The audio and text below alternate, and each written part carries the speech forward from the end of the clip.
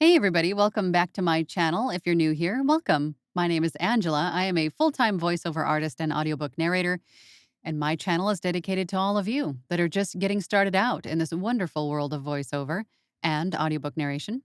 And through my channel, I share with you some techniques that I use every day in my own voiceover business, and I answer your questions. So today, I wanted to talk to you a little bit about a new feature on Fiverr that I'm hearing a lot of questions about, and that is Fiverr Briefs.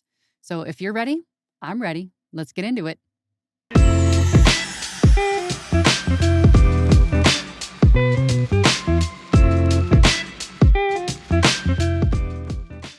All right, so what we're going to talk about again today is Fiverr Briefs. It's a new feature that just came out recently, and let's just go over and I'm going to show you. So here is my Fiverr gig page, and you can see briefs right up here. So if I click on this, it turns it on and it turns it off. And you can also set your rate. So you'll only see briefs that are at a minimum rate of whatever you send. And these briefs are basically almost like buyer's requests, where a buyer will send out a request for a specific job at a specific rate and directly to sellers that offer those types of services. Okay, so looking at Fiverr's breakdown of briefs, they say to get the highest quality orders from the most relevant buyers that are strategically matched to your specific service. Built especially for large and complicated projects, our smart algorithm uses the details that buyers provide to immediately find and match you to the most relevant orders. So these are like buyer's requests that are sent out for larger projects to specific relevant sellers on Fiverr. So I have already received one of these so far, and it was for an audiobook. So because I offer audiobook narration. And what I saw was basically this photo here. I don't know if you can see this very well. And then I also received an email stating my service was a match. And then it would show me the notification. And it basically looks like this. It's just, I don't know how well you can see that, but it is a breakdown of when they would like it to be done, how much their budget is, and the scope of the project, and a little bit about the buyer. So, and then at that point, you can click on it and you can read all of the information about that specific brief. And then you can decide whether or not you want to accept it or decline it. And if you decline it, you got to give a reason as to why, which will help the algorithm in the future match these better to you. And if you decline it, you can choose if it was the rate was incorrect or the job was irrelevant to what you offer. You know, things that help the algorithm in the future better match you going forward. But if you are a match and you do want to accept the job, then you can go forward on making them a custom offer based on the information that they had sent you in the brief. And then Fiverr goes on to say that a buyer's brief is sent to a few select sellers only, and your offer compares against others. So you're still bidding on the job with other sellers. So there might not be, it's not a public buyer's request. It is a very specific job that is sent to just a handful of sellers, and then they bid against each other. And then the buyer will make the decision on which one of these offers works best for them and their budget. And then just looking quickly at some of Fiverr's FAQs for the briefs, they ask, what is the difference between a buyer's request and a brief and match? At the moment, you can potentially make use of both features. However, brief and match provides a far superior service in terms of the buyer you're matched with and the service quality you deliver and your price range. So it looks like that these will only be sent to sellers that are doing business in that category that the buyer is looking for, and also in the price range of their budget.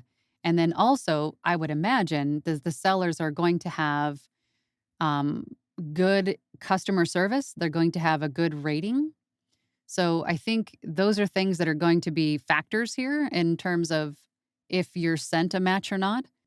And then another question I had specifically about this regarding the brief that I was matched with was way under what my rates were. And one of the FAQs was, do I have to match a buyer's proposed budget exactly in my offer? And Fiverr says, as you are automatically matched with buyers who have your budget in mind, you'll be matched according to your gig price ranges. However, you are free to create an offer with any budget relevant to what you offer.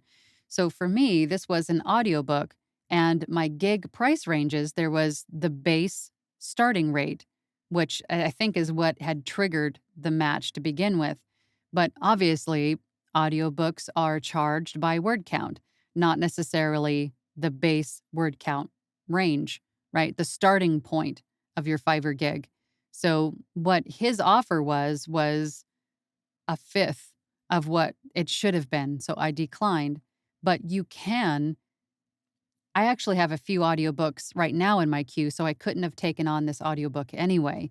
But if I wanted to, I could send them an offer with my actual rate and then see what they think about that. I mean, who's to know that if the other sellers that this was matched with had done the same and that my price range was close to theirs.